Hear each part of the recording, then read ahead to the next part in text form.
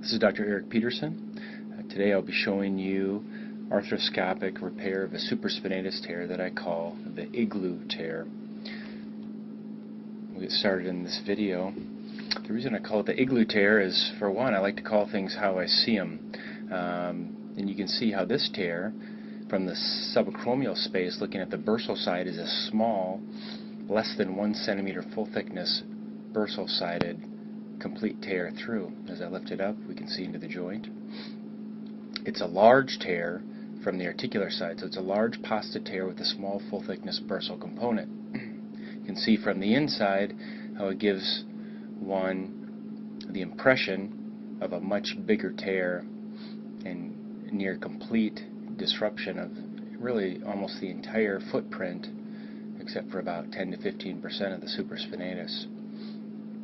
So the options for treating these are to take down the remaining intact portion of the cuff and repair it, or we can fix it in a transtendon fashion. I like to treat these like a pasta tear.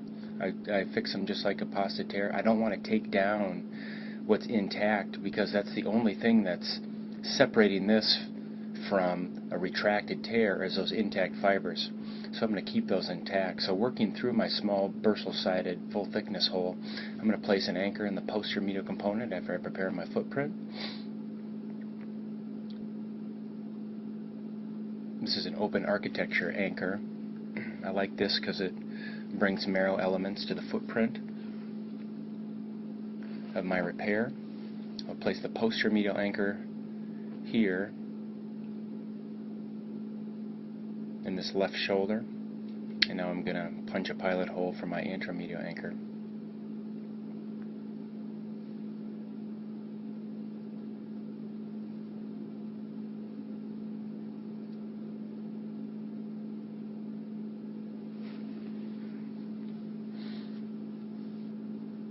I think it's important to make portals where you need them to find your best angle. I also find in tears like this, it's imperative to place the anchors while the scope is in the joint, and not to attempt to do it in the subacromial space. If a tear is completely retracted, I think it's fine to place anchors from the subacromial space, but you'll be surprised at how much easier it is if you start putting your medial row anchors in from within the joint, especially in limited visibility tears such as this. So now I'm back in the subacromial space, and I'm going to pass this suture with a auto suture passer. I'm going posterior medial here. I'm going to pick a spot that's just medial and just posterior to where I envision my anchor being. This suture is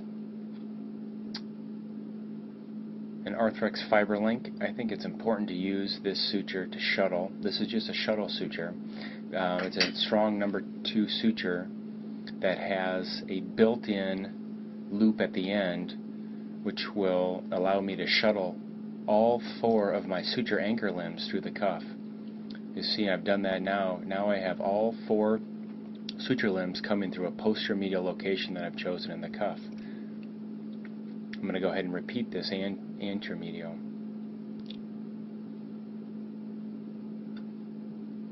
This saves a tremendous amount of time. Rather than performing 8 passes, if I was going to do 4 horizontal mattress pairs, all I have is 2 suture passes. So these repairs can be performed very efficiently once you have the steps down and the technical tips and tricks to do them well. Pass here. I like to get medial on this, but you don't want to include the cable crescent in that, because that's not an anatomic repair, so I want to try and get just lateral to the cable crescent. I'm shuttling here again, all 4 suture limbs from my anteromedial anchor out the position that I've selected. So you'll see shortly what I have is the 4 anteromedial limbs and the 4 posterior medial limbs all coming out from 2 different locations.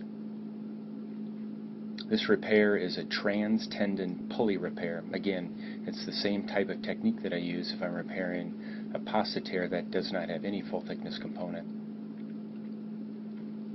The principle of this is based on horizontal mattress. suture coverage which compresses the medial footprint down, and it's an extremely strong suture that gives you very nice even compression of your footprint if you place the anchors and pass your sutures in the right configuration. So now, through my cannula, I'm getting 2 sutures of the same color from the anteromedial anchor. Those are blue. From the posteromedial anchor, I'm going to retrieve the opposite limbs, so the striped sutures, and this is just to keep track. Now, outside of my cannula, what I'm doing is I'm taking 1 blue suture and I'm tying it over my assistant's finger or a switching stick to 1 limb of the striped suture. I pull on the opposite limbs, the 1 blue limb and the 1 striped limb, and that pulls my horizontal mattress pulley down. Now all I have left to do is take the other 2 suture limbs and tie a static knot, and that completes the first portion of the repair.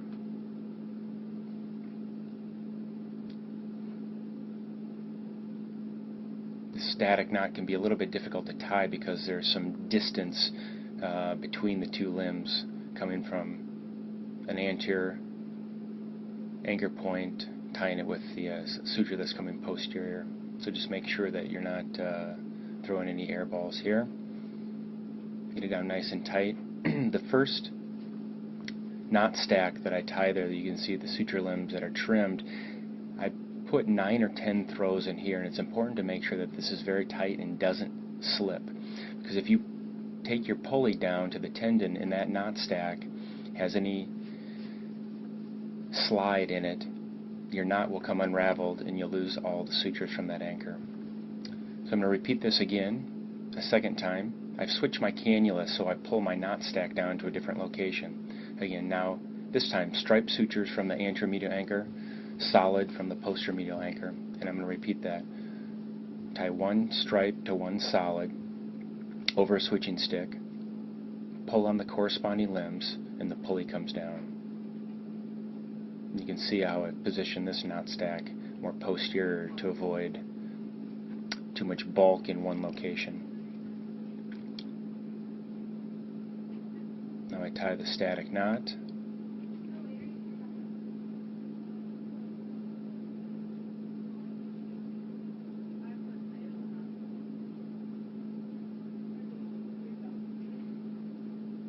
And essentially my repair is completed at this point in time. I'm going to link these 4 sutures in a transosseous fashion.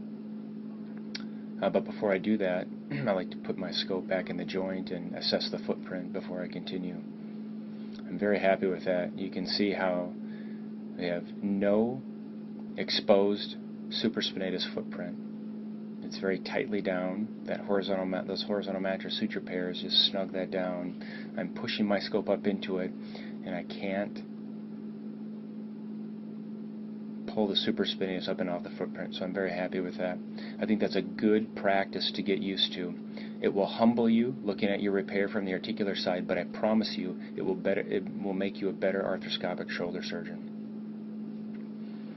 Now I've retrieved the 4 remaining suture limbs that I haven't trimmed yet through a single cannula. I'm punching a pilot hole for a lateral row anchor. All 4 of the suture limbs are loaded into this anchor.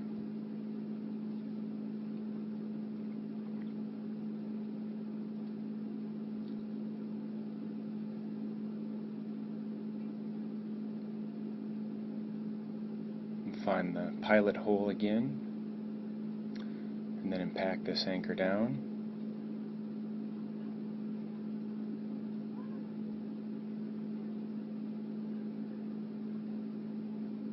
This particular anchor from Smith & Nephew is called the footprint. It has a locking mechanism in the base of this anchor. So what I'm going to do now is pull tension on the sutures, and I'll tighten the locking mechanism in, which pinches off the sutures in the base of the anchor.